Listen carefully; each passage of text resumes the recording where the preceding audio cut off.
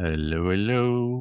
Another episode of Agentic AI in DevOps with Andre, Fernando, Vladimir, bringing you the difference between semantic layer and the context layer. What are those? Why would you should need one or both or maybe none? Let's figure it out. So, boys, semantic layer.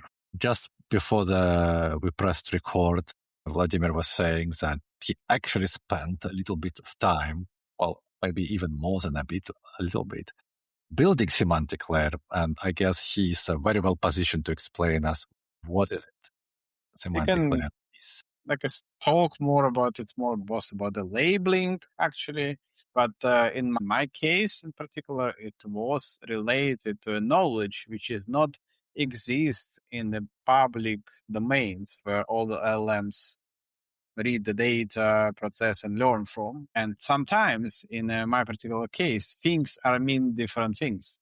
It was about the database schema and database tables, and a couple of names was used in the wrong way. It was a mistake in the early stage of a 5 years old database, and we supposed to explain LLM, but when they read, for example, users or something, but it's not the users inside, but it's something else. But it was a mistake, which is hard to change in the real database. It's just easier to explain LLMs. So this is at least how I understand the semantic layer. When you explain the different terms here and there, again, it's quite closer to data labeling because you put the labels and explain what it is. So in this database context, you have to explain what does a table mean, what does the columns mean, what does a function mean, what does the view mean.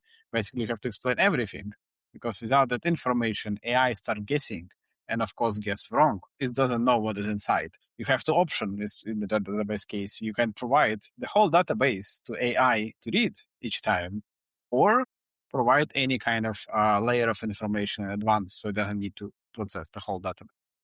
It's a translation layer, basically. And one way or another.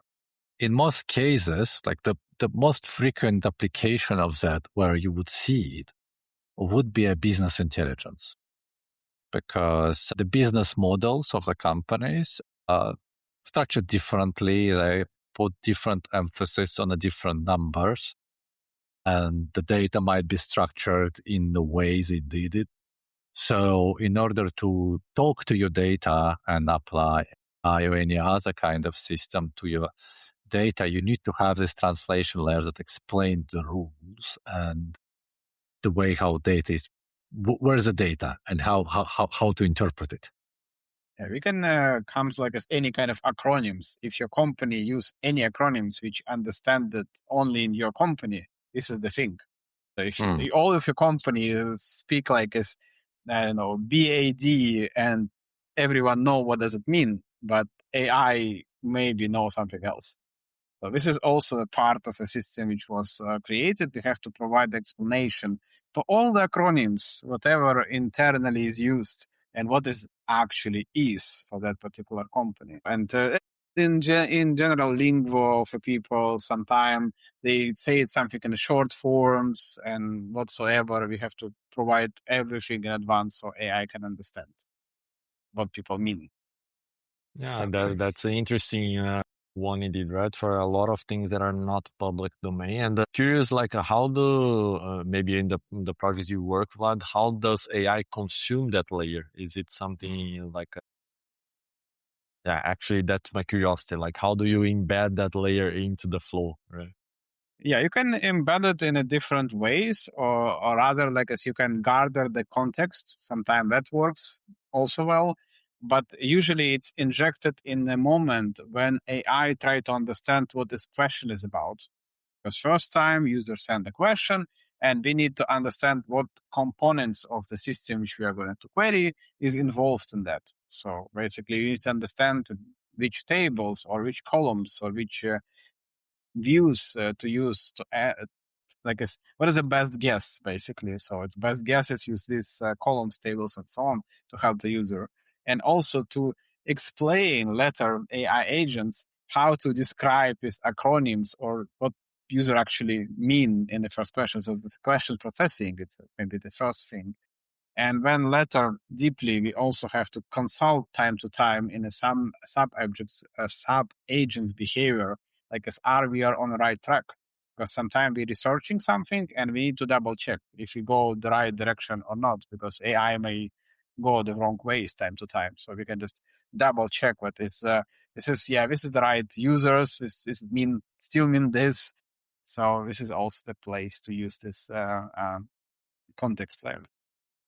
There are many data analysis products on the market that kind of does that. Of course. One of the very frequent use cases is dashboarding, like with AI, where you like using that for conversational analytics, Databricks, Looker, and there are plenty of products on the market. It's it's selling like as you don't need your analytic or whatever department anymore. You're a CEO, you can just ask your data directly. This is how people sell it.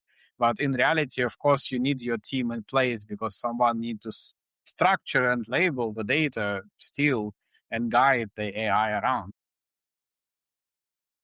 Yeah, it creates a huge danger, right? Of like, you don't need the people who understand your data. You just ask and AI gives you wrong advice, but you keep believing because it's so like a believable advice, right? But it's very tricky. It's an interesting one.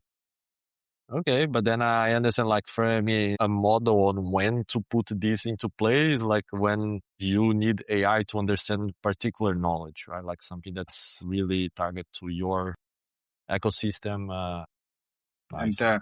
And especially when you can't put all the possible data in the context of AI, like a databases. You cannot just scan millions of records or terabytes of data and put everything in AI. Just not possible by the limitations.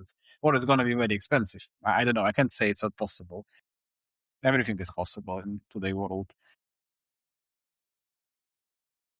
Yeah. So that brings us to the context layer and the differences between them. And soon you're going to see why it's confusing to many people.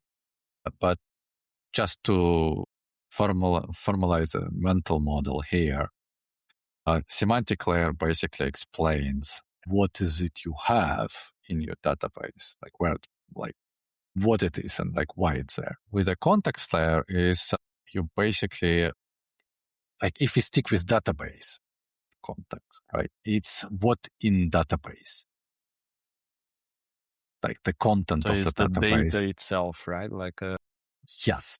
Let's apply this to our field of infrastructure and like the DevOps and automation. So imagine you are using Kubernetes, a very rare thing that people do, but like imagine you're using Kubernetes. You don't really need to explain LLM to LLM what Kubernetes is, like what the pod is, what deployment is, what ingress is. It already has this knowledge in its database, and people don't build their own Kubernetes in the companies. So Kubernetes in one company gonna be 99% equal to Kubernetes in another company. There is no ambiguity about those. Deployments will be deployments. They might use different configurations inside, but the data model of Kubernetes will be mostly the same unless, the Kubernetes allows you to actually extend it and define your own object types. This is where semantic layers comes in. You start defining your own data types. LLM has no idea what you got there. So you need to explain it. You see manifest saying firewall or whatever, Cisco router. Like, I don't know, come up with something. Yeah, easy. CI version 11. Whatever. Or like temporary fix of December. Yes. So like there's some data types that is not part of the Kubernetes data type. That will not be an LLM zip file or like the knowledge cutoff thing. So it needs to have an explanation what that is. Otherwise, it's going to guess. It's going to make its best guess, like what it could be. But the names, like what the hardest in the software engineering is naming. So the developers are notorious in picking the bad names that mean completely different thing from what the thing does. And this is where LLM will get confused. Right. So this is like application of semantic layer idea to the DevOps. Now, fine, we have a semantic layer. So we explain to LLM, like in most places, like what people usually would do, they would write skills and say, like, that's what we have, skills. But then you could have a database of where things are, because you could have those things that you define, but each time LLM starts, it has no idea unless you have a memory enabled, so it will have a little bit of idea. But basically, you would have to tell where things are each time and guide LLM to get it, or again, write skills. So the context layer is basically a map of everything you got. Semantic layer explains what you could have and what does it mean. And context layer is where to find it. And again, usually context layer will come with filtering capabilities, meaning that the LLM agent will be able to search. So it will not get all of the context layer at once, because that's a lot of data, which it doesn't need. And you have a limited context window to work with. So you need to formulate the query, send it over, get the appropriate context, which is properly sized, start execute on that. So this is where the magic happens. And there is a research that we're going to link in the show notes. It's nothing new. I think like there was like a newer papers, but there were papers 2 years ago where people show time and again that you can have a smaller model paired with a context and semantic layer, and those will perform better comparing to the bigger models. They will give you a higher accuracy answers, and your agents will work better if you have this knowledge, because context is the king. Yeah, and have a smaller model that is a lot more targeted, right, to a certain type of task with the right context and the right semantics, then it does make sense that the quality would be better, right? But then it's that is a nice way, I think, for those that are listening and thinking like, like how do I use this? Then indeed, the context will help you, context layer, to help understand what you have in your infrastructure, right? And if you do have things that are not that so common knowledge, then you might need a semantic layer as well to kind of give meaning to those things that could be custom constructs that you invented in your own environment, right? Which we do find a lot as we work with customers, and then you find interesting things that people come up with that then you need to try to understand. And then, as you said, Andre, AI will try, and Vlad as well, like to guess what it is. And then sometimes making decisions based on those guesses, right? And then you get a very wrong outcome based on what you expected, at least. I actually recording demo today or tomorrow, but since it's a podcast, you would need to use your imagination right now with me, and I will try to be as descriptive as I can. But imagine the terminal in front of you. Okay, you have your harness of choice: Codex, Cloud Code, PI Dev, Open Code, or any other of the millions of those available out there, with the model of your choice, which doesn't really matter. And you have this service of yours that you know how it's called. I don't know, like let's call it pizza order something. It runs in your development, staging, and production. That would be like AWS accounts. And you say like, well, check if there are any errors for pizza order in production. You just type it in the terminal, and your typical harness will be, all right, what is this? So semantic layer, like it needs to understand, like it actually need to combine semantic and the context here. It would start like, okay, like I remember we used AWS before. So let's look around. And it will go and look around in accounts, trying to list the kind of services, what the hell you might mean. Maybe eventually it will find it, 100K tokens later. If successful, it actually find the account and manage to list the logs to realize that your logs are actually in Datadog and not in CloudWatch. Yes, and a billion grabs in between, as you see, right? Looking for files. True. And that's pretty much what needs to happen every time, unless you write the specs, like documentation for your LLM, say like, we use this, it is there, blah, blah, blah, blah, blah. And like as things are changing, you need to keep updating your documentation. The context layer that we actually built, like with Boris, that's what like I'm recording demo for. It basically starts by MCPing to Boris, saying like, Boris, like, what is this? Boris says, okay, this is most probably ECS service that runs on this account and this feature. This is how you can get the logs. Like basically 1 or 2 calls, it gets all the context it needs, and then it starts to query the logs and giving you answer like much faster.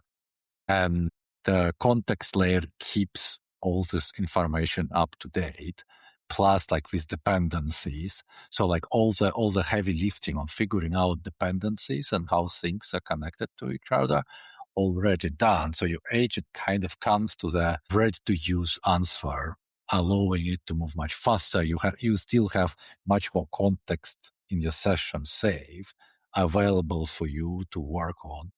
And like the danger with the memories, like agent memories, like right now, most of them coming with the memories, they're coming stale. So they're not being updated all the time, and they actually might be a blessing, but it might be double-edged sword. We discussed that, like when we spoke about the memories. You really need to have a good way of forgetting things and validating against the reality. So the context layer is actually a better thing, because those memories, they might introduce the bias of the model. Like you're not getting the pure experience every time.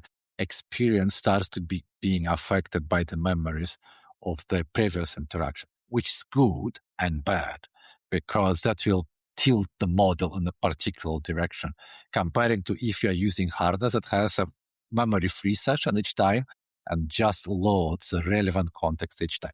This, in my opinion, is better. And I think all the people will try to build the same, or they can try to go use Boris. Yeah, no, I see. This example that you gave about the memory is something I experienced so much. Like I used to use Claude AI, not even for the DevOps things, right? But for like the day-to-day stuff. And the memory started to pollute so much my sessions that I had to like put in the prompt, don't look at the memory, use this as a raw session. And then it still would like try to. And then I started using like a Claude Code to do the regular stuff, because then it's a fresh session. And there I only load the things that I actually want to. So this makes even for the day-to-day stuff, right? But like this working with stale data, right? It's really bad for what we are doing, because you might make decisions now bringing back to DevOps, right? Based on wrong information. And so it's this is the live data thing. And as infrastructure grow, right? Like we work with AWS, like you have thousands or maybe hundreds of thousands of resources. It's very difficult to find the right thing. So this kind of layer can really help speed up as we keep expecting an agent to reply fast. I realize this as well as I'm working, even with a local application, right? The application starts to grow, and then you see your sessions start to take very long for the agent to finish something. And it's because there are so many things for you to grab and kind of try to figure out. So imagine connecting to like AWS, right? With all of the different APIs and all of the huge JSON payloads that come back if it just tries to use the CLI. So this is very helpful, right? To stay in the flow. I see Vlad have his arm raised. Hold it. I just give an example very quickly to what Fernando says. Hold it, Vlad. Just to give an example, like how it would go without. I had to, like this week, I had to deal with a complex transit gateway network, like really complex, a lot of connections, a lot of attachments, complicated networking.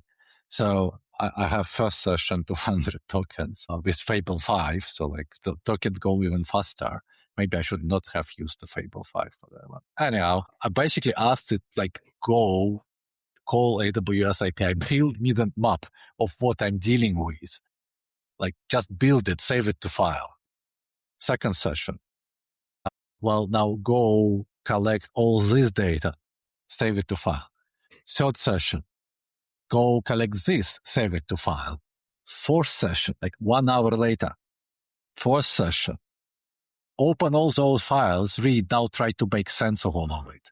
That's your context. I'm basically collecting context manually because I didn't have access to the Boris in that situation. So that's like a life with and without it. And like everyone doing that today without understanding it or not. Yes, please. What?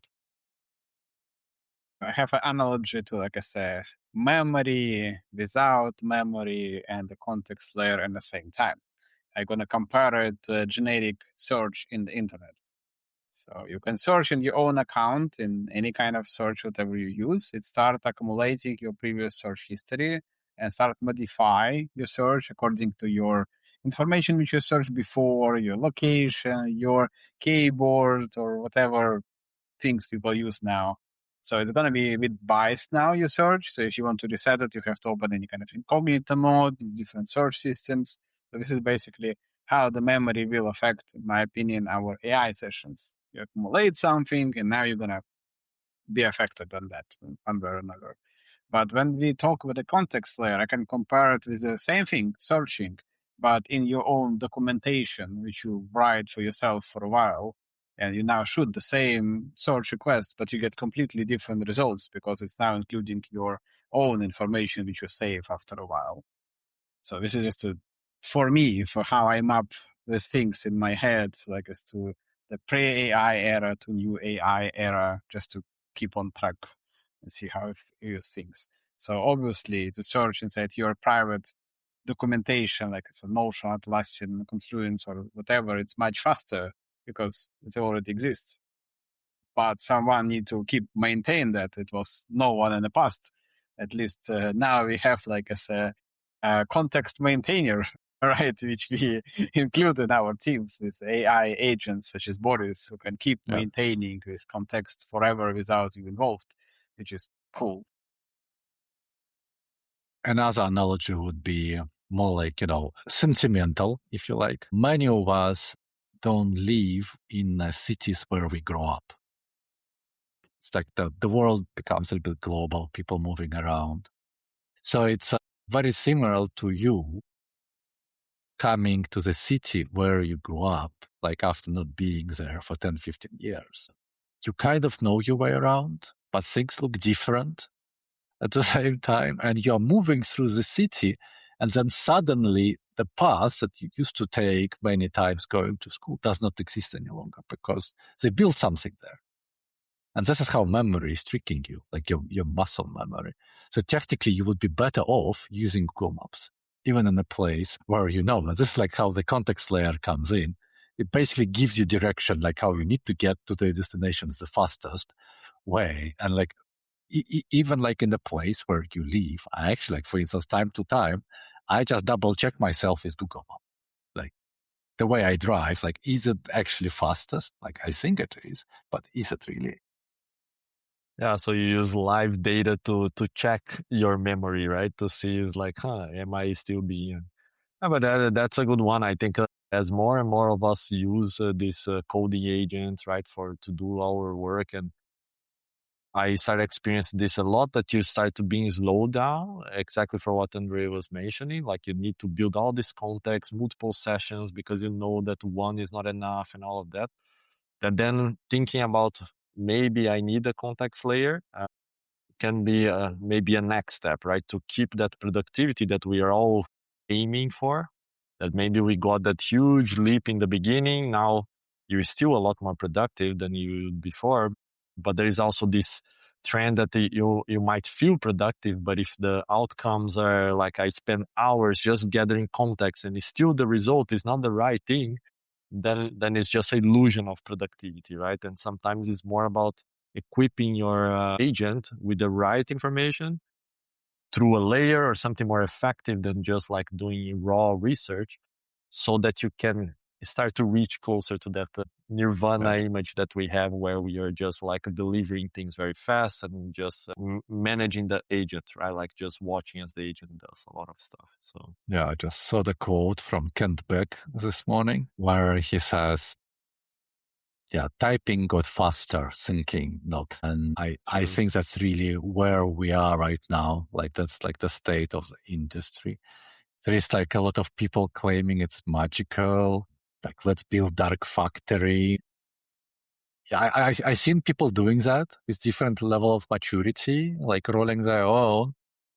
Haven't yet seen the miracles, really. Like I haven't seen them. If we will see the miracle if everything become rewritten in Rust. that is whole happening. world. No, yeah, that is happening. If it's done, okay, I believe in miracle. Like I said, the whole software in the world become just Rust.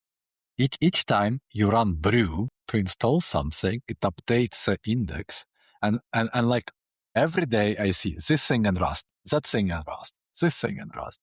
There is like a lot of stuff being written in Rust, and I even heard that it's actually taking over Go in popularity. So it's mean technically miracles are kind of happening, right? So things are going that direction. We are going that direction, yeah.